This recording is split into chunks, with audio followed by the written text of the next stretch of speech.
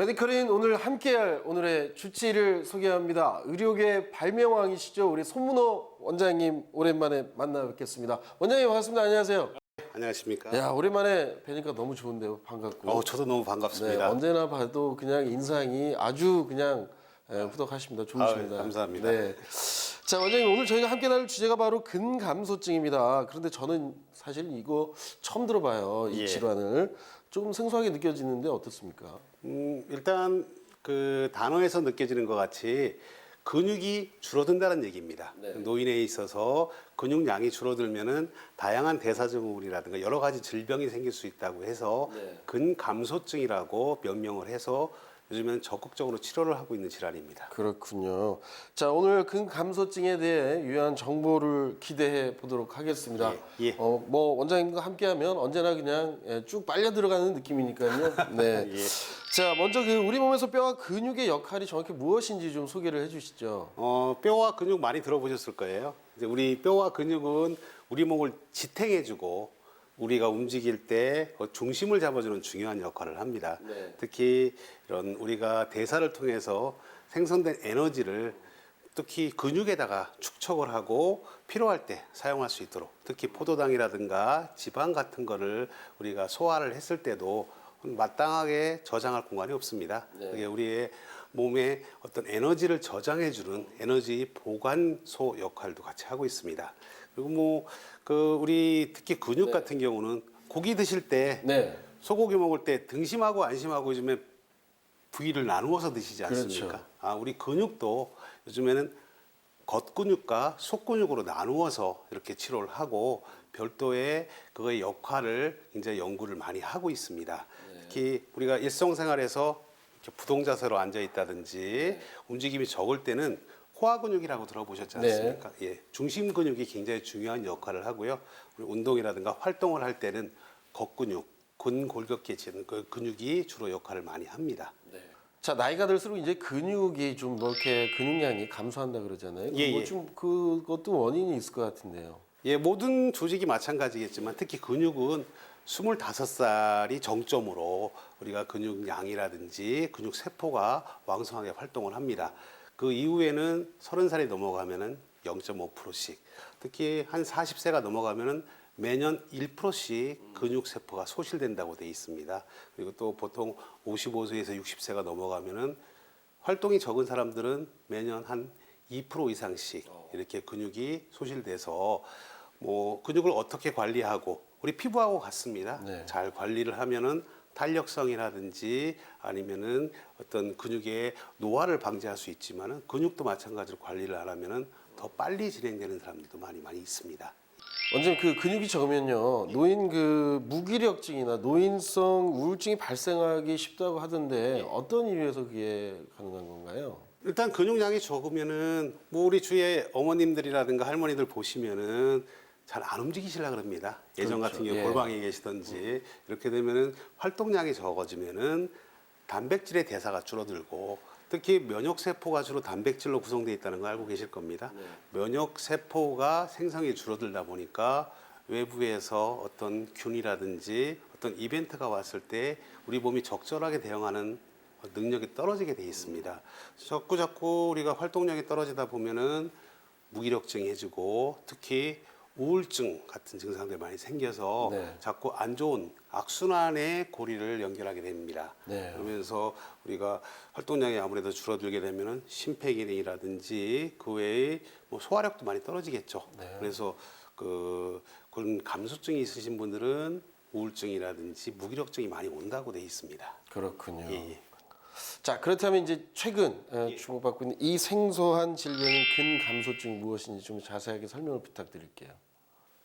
우리 사회자님도 마찬가지지만은 노후를 위해서 연금 저축하고 계시지 않습니까? 그렇죠. 우리 몸에서 늙었을 때를 대비해서 보관하고 연금 같은 역할을 해주는 것이 근육입니다. 네. 예, 근육 속에는 단백질이 저장소고 모든 에너지 저장소가 되어 있습니다.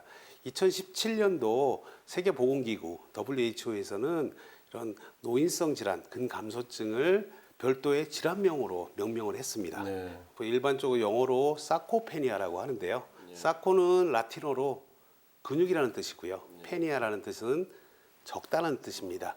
근육량도 적어지고 근육의 힘도 줄어든다고 해서 근감소증이라고 이렇게 명명을 했습니다. 그렇군요. 그렇다면 그 원인은 노화라고 좀 봐야 되는 건가요? 반드시 노화가 근감소증의 원인은 아니고요. 뭐 젊은 여자분이라든지 아니면은 우리가 사고가 나서 병원에 장기간 입원했을 때도 근감소증이 올 수가 있습니다. 뭐 나이가 들어가면서 남성 호르몬이라든가 성장 호르몬이 감소되고 그렇게 하면서 체내 단백질의 흡수라든지 소화력이 떨어지게 되면은 근육 속에 있는 단백질이 빠지면서 근감소증으로 진행될 수가 있습니다. 특히 활동량이 줄어들었을 경우에는 급격하게 더 진행이 됩니다. 그렇군요. 예. 그다음에 이제 그 근감소증의 증상도 있을 것 같은데 어떤 것들이 있을까요? 뭐 일단 증상은 아까 말씀 무기력증이라든가 이런 것도 많이 있는데요. 근감소증에 있는 경우는 특히 여성분들 같은 경우는 골다공증 많이 알고 네. 계시지 않습니까? 골다공증이 뼈를 둘러싸고 있는 게 근육입니다. 근육이 약해지게 그러면은 뼈도 골다공증도 진행이 되고 그 외에 기존에 갖고 있던 당뇨라든지 어떤 대사 질환들이 급격하게 더 안 좋아집니다. 네. 그 이유는 우리가 소화를 통해서 흡수한 이 당을 적절하게 근육에다 저장을 못하기 때문에 피 속에 혈당들이 많이 올라가기 때문에 노인성 당뇨병도 더 악화될 수가 있고요. 네. 또한 뭐 지방도 혈중에 지방 수치가 올라가기 때문에 심혈관계 질환도 같이 동반돼서 나타날 수가 있습니다. 가장 중요한 거는 나이 드신 어르신들이 걷다가 낙상을 하는 경우 네, 그렇죠. 다발성으로 골절이 나타나는 경우도 많이 있습니다. 그 외에 그 노인성 질환이 거의 대부분 이런 근감소증과 연관이 있다고 생각하시면 될 것 같습니다. 자, 그 뭐 좀 근감소증을 좀 진단하는 방법, 뭐 그냥 얼핏 생각을 하면 내가 조금 여기 다리에 힘이 없다, 예. 뭐 힘이 풀린다, 예. 아니면 뭐 뭔가 좀 조금만 걸어도 좀 힘이 들다, 예. 뭐 요런 경우는 좀 진단이 가능할 것 같은데, 이런 우리 것도 사회자분들 뭐, 같이 이렇게 젊으신 분들은 아직 걱정할 건 없고요. 그래도 운동도 열심히 아니, 하시고 저도 걱정을 좀 해야 되는 예, 그렇습니까? 나이입니다. 네. 예. 뭐 일반적으로 근감소증을 진단하는 방법은 우리 근육량과 근력과 그다음에 신체 기능을 기준으로 판단을 합니다. 네. 뭐 근육량이라는 건 뭐 아시겠지만은 근육의 볼륨이 어느 정도 되느냐. 그다음에 근력 같은 경우는 특히 악력 우리가 측정할 수 있는 이런 거로 평가를 하고요. 또 65세에 넘어가시는 어르신들은 보행 속도로 이렇게 평가를 합니다. 보시면은 어르신들 지팡이 집어서 늦게 가는 경우도 있지만은 넘어질까 두렵고 근육이 그거를 보완할 수가 없기 때문에 보폭이 작아집니다. 그러면서 굉장히 천천히 걷게 되고요. 또한 뭐 이런 그 나이 드신 분들의 전체적인 근감소증 같은 경우는 뭐 CT라든가 MRI를 찍어서 근육량을 평가할 수도 있고요. 또한 그 국소적으로 오는 경우가 있습니다. 우리가 어떤 타박을 입든지 어떤 부분에 수술을 했다든지 그러면 그 주위 근육들이 전체적으로 말라지게 됩니다. 이것도 국소적인 근감소증이라고 할 수 있습니다. 뭐 사회자님 말씀하셔서 제가 셀프로 이렇게 우리 부모님들, 어르신들 그 진단할 수 있는 6가지 툴을 한번 말씀을 해드릴게요. 보통 기준이 6가지를 제시를 하는데 그 중에 한 3가지 이상이 있다 그러면은 근감소증의 위험 신호가 있다고 할 수 있으니까 체크를 해보시면은 도움이 되실 겁니다.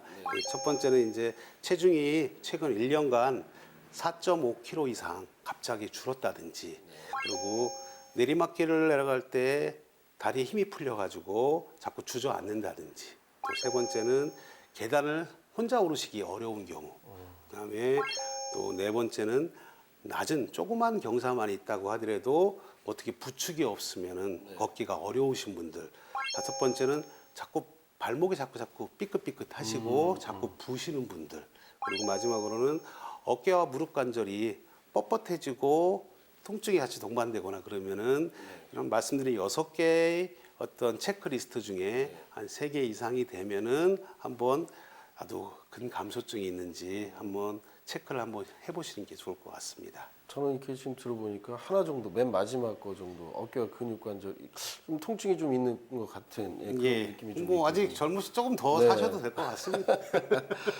자, 그렇다면 이제 근육이 감소가 되면 또 다른 뭐 어떤 질병이 유발될 수도 있을 것 같은데요. 예, 일단은 아까 말씀드린 것 네. 같이 우리가 포도당이라든가 어떤 그 글루코스를 혈관에서 보관하는 부분이 근육입니다. 근육이기 때문에 이게 줄어들게 되면은 우리가 그 혈당을 조절하는데 제일 문제가 되는 게 당뇨병이지 않습니까? 이 당뇨병을 혈당을 조절하는 이 메커니즘이 흔들리게 됩니다. 그러면서 노인성 기존에 갖고 있던 당뇨병이 악화될 수도 있고요.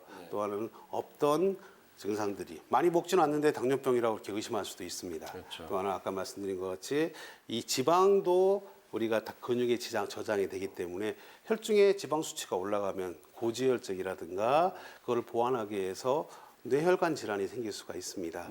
또한 우리가 제가 정형외과 의사이기 때문에 근육, 코어 근육, 우리가 중심 근육에 근감소증이 생기게 되면은 뭐 일반적으로 알고 있는 우리 협착증이나 척추관 협착증이라든가 추간판 탈출증에 의한 어지 방사통이라든지 이런 부가적인 증상들이 나타날 수가 있습니다.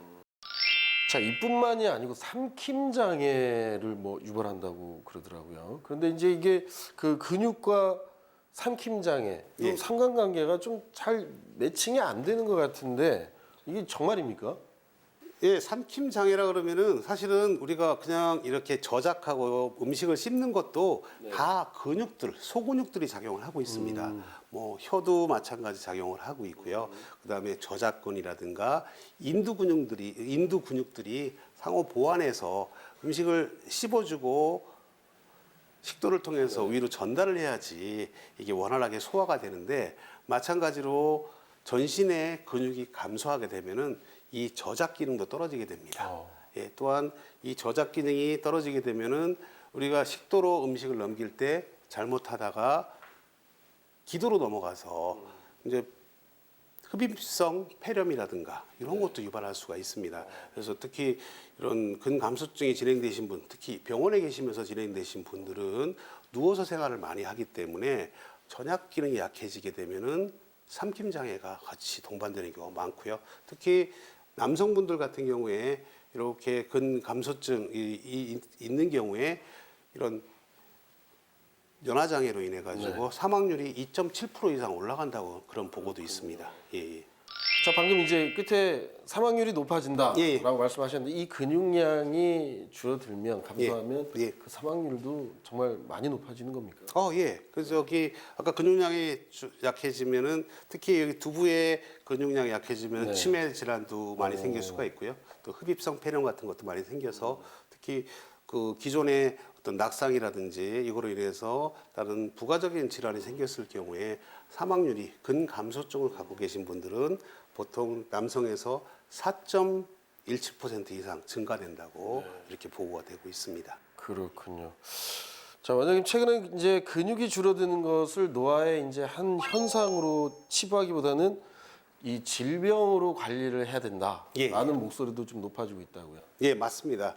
이 우리 근감소증이 있을 때 그 우리가 어떤 사물을 볼 때도 나무를 보는 것보다는 숲을 보라고 하는 것 같이 모든 질환을 악화시키는 근본적인 원인을 치료하고자 합니다.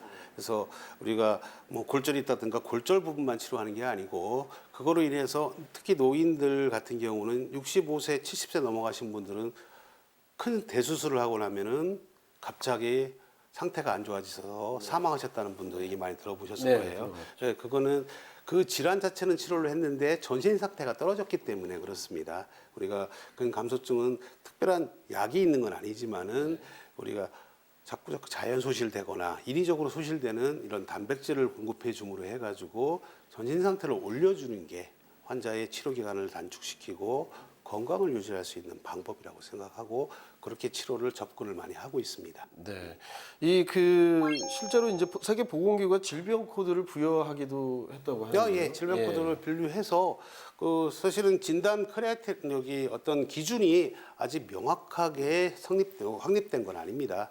근데 이제 우리가 경험적으로 그리고 그 외에 어떤 혈액 검사라든가 이런 걸 함으로 해서 단백 수치가 많이 떨어지는 거를 어떻게 개선하자는 그런 연구를 하다 보니까 근감소증을 적극적으로 치료하자는 그런 목소리가 많이 나오고 있고요. 현재도 그렇게 치료를 많이 하고 있습니다. 네, 참 다행이다 싶은데요. 그럼 지금부터는 근감소증의 올바른 치료 방법에 대해 한번 짚어보겠습니다. 자, 원장님 현재 근감소증을 치료하기 위해서는 어떠한 방법들이 좀 활용되고 있을까요? 근감소증을 치료하는 방법은 아직까지 특별한 약이 있지는 않습니다. 네. 근데 이제 뭐 가장 좋은 방법은 예방이 가장 좋은 치료라는 얘기도 있지 않습니까?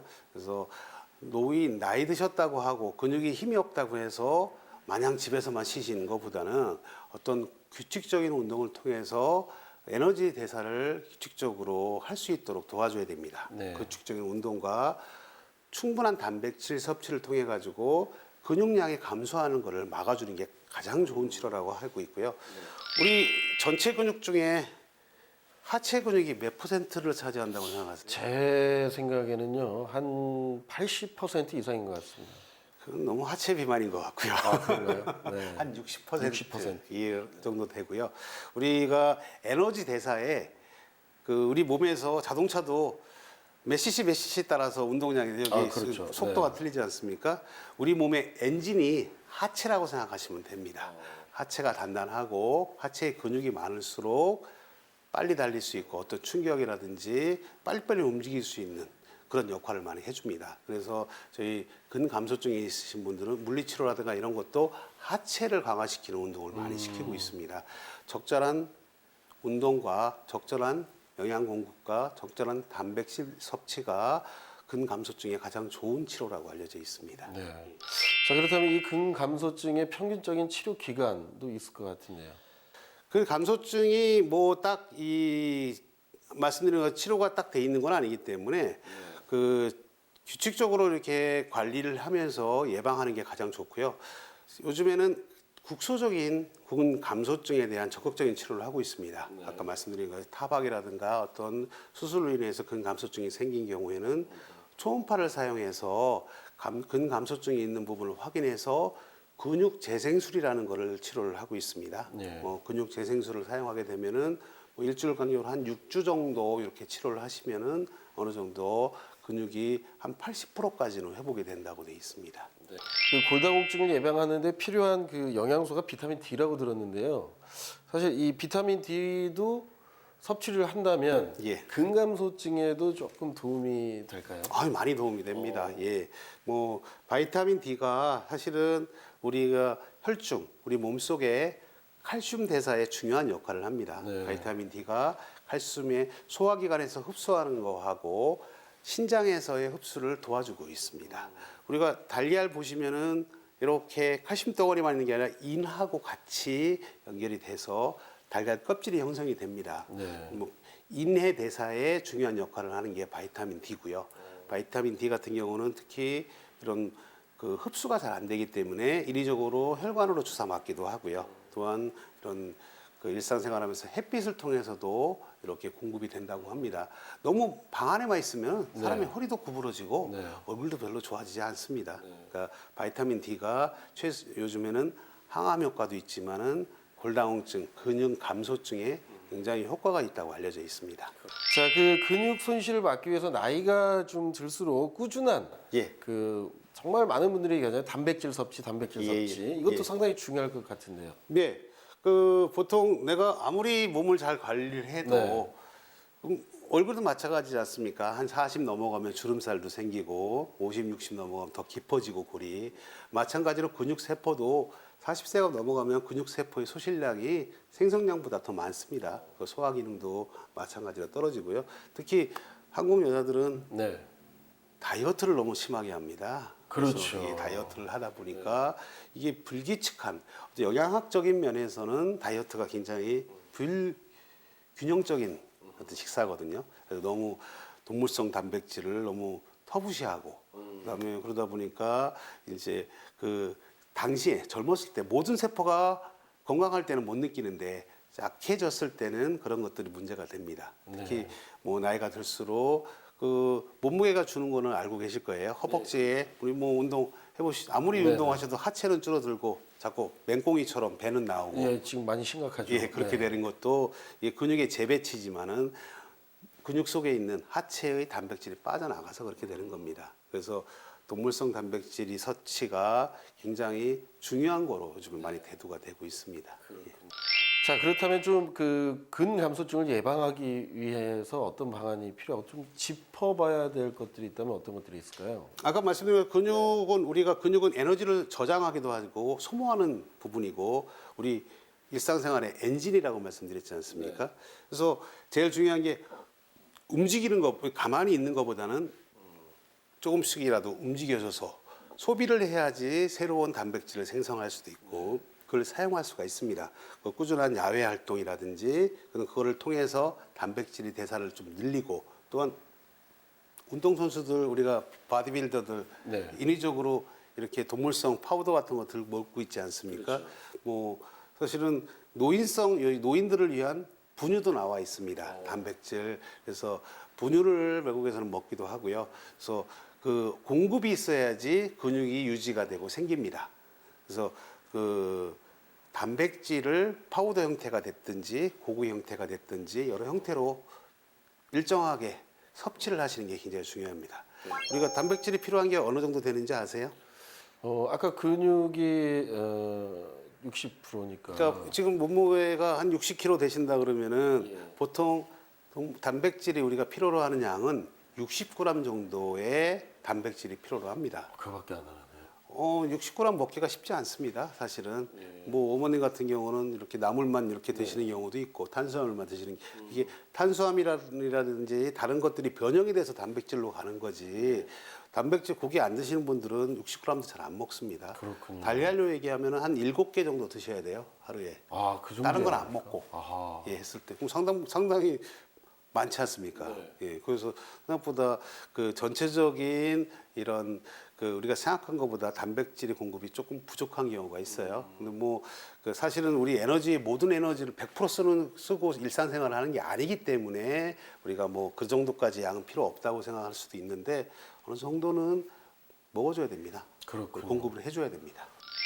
자, 이제 아까 말씀 중에 뭐 살짝 동물성 단백질도 얘기를 하셨고, 그러면 이제 그 근육의 감소를 유발하는 그런 음식들, 또는 도움이 되는 음식들, 아니면 잘못된 생활 습관들, 뭐 이런 것들이 있으면 좀 짚어주시죠. 뭐 너무 우리가 아기들한테 편식하지 말라고 하는데 너무 식물성 단백질만 강요하는 것보다는 균형 잡힌 식사를 통해 가지고 에너지가 제대로 공급될 수 있도록 하는 게 좋고요. 특히 나이가 드실수록 소화력이 떨어집니다. 네. 소화력이 떨어지니까 잘 흡수될 수 있도록 그런 형태의 어떤 단백질을 공급을 해줘야지 신진대사를 원활하게 할 수 있고 균형 잡힌 몸매를 유지할 수가 있습니다. 특히 뭐 그 꼭 나쁘다는 음식은 특별하게 없고요. 네.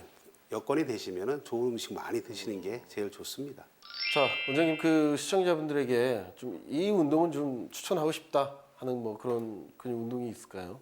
예, 너무 파워풀한 운동을 하시는 건 별로 좋지가 않고요. 네. 그 나이가 드실수록 너무 과격한 운동은 운동이 아니라 노동이 됩니다. 노동을 하다 보면은 쓰던 근육만 사용하기 때문에 제일 편하게 우리가 추천할 수 있는 건 실내에 있는 자전거, 하체 운동을 하기 위해서 자전거 타기가 굉장히 좋습니다. 자전거 타기도 많이 구르는 것보다는 락킹을 좀 해서 이제 파워풀하게 이렇게 무산소 운동할 수 있도록 해주시는 게 좋고요. 또한 제가 그때도 한번 말씀드린 운동 같이 이 상체 운동도 같이 해주시는 게 좋습니다. 나비 운동 이렇게 올리셔가지고 어깨를 많이 펴주는 운동이라든지 특히 상체 운동 같은 털이게 하는 것도 굉장히 좋습니다.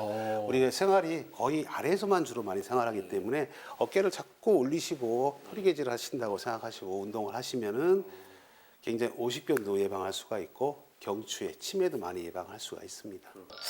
자, 마지막으로요. 근감소증에 대해 꼭 전하고 싶은 이야기 그리고 또 강조하고 싶으신 뭐 그런 내용이 있으시면 한 말씀 부탁을 드릴게요. 예, 마지막으로 시청자 여러분들한테 말씀드릴 얘기는 우리가 노후를 편하고 잘 살기 위해서 연금을 가입하고 있습니다. 네. 우리가 근육의 단백질은 은행 통장에 보관된 잔고라고 생각하시면 됩니다. 현금이죠. 언제든지 뽑아서 쓸 수 있는 동물성 단백질을 꾸준히 섭취를 해서 꾸준하게 저축도 하시고 그리고 적절한 근력 운동을 통해서 소비를 같이 병행을 하면은 건강한 노후를 맞이할 수가 있을 것 같습니다. 근육 내 단백질은 은행 통장의 잔고입니다. 이 마지막 그 말씀이 참, 네, 되게 와닿는 것 같습니다. 네, 지금까지 손문호 원장님과 함께 근감소증에 대해 이야기 함께 나눠봤습니다. 원장님 오늘 좋은 말씀 너무 감사합니다. 예, 감사합니다.